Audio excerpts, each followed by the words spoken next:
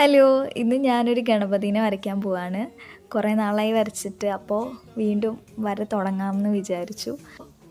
കഴിഞ്ഞ ദിവസം ആർട്ട് സെൻറ്ററിൽ പോയപ്പോൾ ചേച്ചി എനിക്കൊരു സ്കെച്ച് ബുക്ക് മേടിച്ചു തന്നു. ഒരു A5 വലിപ്പത്തിലുള്ള സ്കെച്ച് ബുക്കാണ്. അതിലാദ്യമായിട്ട് ഫസ്റ്റ് പേജിൽ എന്ത് വരയ്ക്കണം എന്നിങ്ങനെ ആലോചിച്ചിരുന്ന് പിൻട്രസ്റ്റിലൊക്കെ ഒന്ന് സെർച്ച് ചെയ്തപ്പോൾ നല്ല ഭംഗിയുള്ളൊരു ഗണപതിനെ കിട്ടി എനിക്ക് ആ പടം കണ്ടപ്പോൾ വേഗം വരയ്ക്കണം തോന്നി.